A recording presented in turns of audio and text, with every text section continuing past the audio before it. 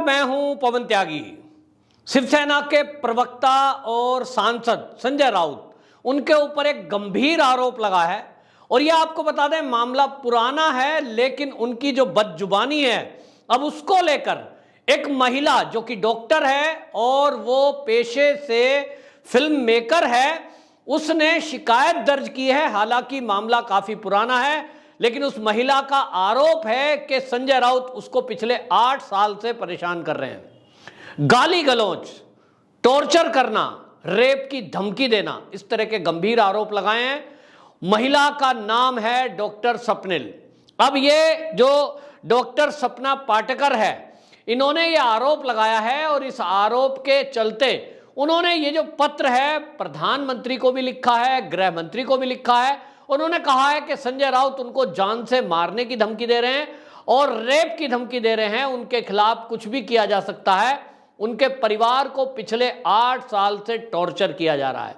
मामला शुरुआत जो है वो ये बताती हैं कि मामला शुरू इसलिए हुआ कि उन्होंने असल में संजय राउत से जो निकटता हुई थी वो हुई थी बाला साहब ठाकरे जी के ऊपर एक मूवी बनाई गई थी और उस मूवी को बनाने में ये महिला ने इस मूवी में काम किया था, यानी डायरेक्ट करने में उसको डायरेक्टर की भूमिका में ये महिला थी। उस समय निकटता आई, लेकिन संजय राउत के निकट का एक दोस्त है जिससे इस महिला की बाद में शादी होती है। लेकिन अब बात यह हुई कि संजय राउत अपने 2 नंबर के पैसे को खपाने के लिए जिस तरह से जमीन की खरीद फरोख्त करते हैं, उन्होंने संजय राउत ने एक जमीन खरीदी और वो जमीन जो खरीदी थी अपनी पत्नी के नाम वर्षा राउत और स्वप्ना पाटेकर जो ये डॉक्टर है, डॉक्टर सपना पाटेकर, इन दोनों का कंबाइंड उसमें हस्ताक्षर है, यानी दोनों के नाम से एक प्रॉपर्टी खरीदी अलीबाग में। और वो जो प्रॉपर्टी थी उसका जवाब नहीं दे पाए थे। ईडी ने उस मामले में पूछताछ की थी तो ईडी ने वो प्रॉपर्टी अटैच कर दी जिसकी कीमत 1 करोड़ रुपए के लगभग बताई जा रही है। अब इस मामले को लेकर ये जो स्वप्ना पाटेकर है, इनका कहना यह है कि क्योंकि विवाद पहले से चल रहा था, स्वप्ना पाटेकर को दबाव दिया जा रहा था, धमकी दी जा रही थी और यह कहा जा रहा था कि जो भी कुछ ईडी को बोलना है वो ये बोलना कि ये जो भी कुछ किया गया है, ये मैंने जो कहा है, जो भी कुछ कंप्लेंट की है संजय राउत के खिलाफ, एफआईआर कराई है गाली गलौज की और रेप की धमकी की, जो ये कह रहे हैं मुझे परेशान किया जा रहा है, ये सब मैंने भारतीय जनता पार्टी के लीडर किरीट सोमैया के कहने से किया था। मैं अपनी एफआईआर वापस लेती हूं और मेरी कोई संजय राउत से शिकायत नहीं है। लेकिन ये जो डॉक्टर स्वप्ना पाटेकर है, इन्होंने मना कर दिया और इन्होंने कहा कि मैं झूठा एलिगेशन भारतीय जनता पार्टी के लीडर पर नहीं लगाऊंगी, ये तुमने धमकी दी है और ये मेरी एफआईआर सच्ची है, ना मैं इस एफआईआर को वापस लूंगी। आपको बताएं, जो स्वप्ना पाटेकर है, इनका ये आरोप है, इन्होंने कहा कि ये जो केस है 8 साल से मेरी फैमिली को तंग किया जा रहा है और उसका मामला ये है कि उनका जो स्वप्ना पाटेकर का जो पति है सुजीत पाटेकर, ये संजय राउत का दोस्त है। इस दोस्त के चलते ये परेशान कर रहा था, ये हरेस कर रहा था डॉक्टर स्वप्ना पाटेकर को और इसलिए इन्होंने इनसे अलग हो गए, तलाक ले लिया। ये अलग रह रहे हैं दोनों जने। अब स्वप्ना पाटेकर पर दबाव बनाकर गलत काम कराने का इल्जाम स्वप्ना पाटेकर ने लगाया है और उसने कहा कि मेरा पति चाहता था कि मैं गलत काम करूं, जिसके लिए मैंने मना कर दिया। वो गलत काम क्या है, इसका खुलासा स्वप्ना पाटेकर ने नहीं किया है। वो बोलती हैं कि इस मामले में मैं जो जांच अधिकारी होंगे उनके सामने बयान दूंगी। मामला कोर्ट में है, लेकिन कोर्ट में कई बार दबाव देकर इनसे एप्लीकेशन वापस करा दी गई। स्वप्ना पाटेकर का यह भी आरोप है कि सोशल मीडिया के माध्यम से उनको बदनाम करने की कोशिश की गई और महाराष्ट्र पुलिस ने उनके खिलाफ धंधा करने का आरोप लगाया। सोशल मीडिया के माध्यम से पहले उनका जो अकाउंट है उसको हैक किया गया, उसमें अश्लील फोटोएं डाली गई और अश्लील फोटो जब डाली गई तो इसी बेस पर महाराष्ट्र की पुलिस ने, मुंबई पुलिस ने केस दर्ज किया कि आप धंधा करती हैं, ये अश्लील फोटोएं डाउनलोड कर रही हैं, ये जो है आपका धंधा है, और इसको लेकर केस दर्ज किया था। हालांकि वो कोर्ट में चल रहा है, लेकिन स्वप्ना पाटेकर का कहना है कि मुझे इस तरह से बदनाम करने की कोशिश की गई। फिर एक दिन उनका अकाउंट इसी तरह सोशल मीडिया का हैक करके उसको जो है सुसाइड नोट उस पर डाल दिया गया। स्वप्ना पाटेकर कहती है कि ये इनकी प्लानिंग का हिस्सा था कि मैं जो है आत्महत्या कर लूं, और आत्महत्या करने के बजाय स्वप्ना पाटेकर का कहना है कि मैं कभी भी आत्महत्या नहीं करूंगी, मैं बहुत हिम्मती हूं, मेरे को कितना भी परेशान संजय राउत करे, मेरा पति टॉर्चर करे, मैं हिम्मत हारने वाली नहीं हूं। और इसलिए जब इन्होंने देखा कि ये ना तो डर रही है ना ये झुक रही है, तो उसको मारने का प्लान बनाया गया। स्वप्ना पाटेकर कहती है कि मेरी कभी भी हत्या करा दी जाती, किसी बिल्डिंग से घेर कर या किसी ट्रैफिक के नीचे मुझे कुचल कर, और बाद में कहा जाता कि मैंने तो आत्महत्या कर ली। सुसाइड नोट पहले ही बना दिया गया जो कि फर्जी था। उन्होंने कहा कि मैंने कोई सुसाइड नोट नहीं लिखा, लेकिन इनकी प्लानिंग का हिस्सा था। अब ये बहुत गंभीर आरोप है, और सवाल ये है कि जब इतने गंभीर आरोप एक पढ़ी लिखी महिला इस तरह से लगा रही है, संजय राउत की एक ऑडियो वायरल हुई है, जिसको आपको बता दें ये वायरल किया है टीवी पर, उसको दिखाया गया है। हालांकि मैं इसकी तस्दीक नहीं करता हूं, लेकिन क्योंकि मेरी व्यक्तिगत रूप से भी स्वप्ना पाटेकर से जो बातचीत हुई है उसमें उन्होंने खुलासा किया था कि संजय राउत उनको बार बार टॉर्चर करते हैं और वो बहुत खराब आदमी है। मैं उनकी बात पे यकीन नहीं कर रहा था। मैंने कहा संजय राउत एक पार्टी के प्रवक्ता हैं, मैं कैसे यकीन कर सकता हूं। लेकिन जो ऑडियो क्लिप वायरल हुई है, जिसको टाइम्स नाउ जैसे टीवी चैनल ने अपने कार्यक्रम में दिखाया है, उसमें आवाज सुनने में वही लगती है। अब इसको पुलिस या जांच एजेंसियां जांच करें, फोरेंसिक लैब में ये वॉइस सैंपल लिया जाए और जांच हो तो पता लगेगा कि ये आवाज संजय राउत की ही है या ये क्लिप फर्जी है। उसके बाद कहा जा सकता है कि डॉक्टर स्वप्निल दोषी है या संजय राउत, दोनों में कौन झूठ बोल रहा है। टाइम्स नाउ की इस ऑडियो क्लिप में, ये जो 70 सेकंड की ऑडियो क्लिप है, इसमें 27 बार वो जिनको संजय राउत कहा जा रहा है वो गाली दे रहे हैं, महिला को रेप की धमकी दे रहे हैं। और अगर ये सच्ची है, अगर ये ऑडियो क्लिप में आवाज जो है वो संजय राउत की ही है, तो ये गंभीर मामला है। फिर मैं ये कहूंगा कि जो अभी थोड़े दिन पहले आरोप लगे थे और भारतीय जनता पार्टी के जो लीडर और जो केंद्रीय मंत्री जो इस मामले में खुलासा कर रहे थे, और वो ये कह रहे थे कि जो शिवसेना है इसके कई लीडरों की भी इसी तरह संदिग्ध परिस्थिति में मौत हो चुकी है, या तो आत्महत्या या तो हत्या, लेकिन इसके पीछे कौन है ये अभी तक खुलासा नहीं हुआ है।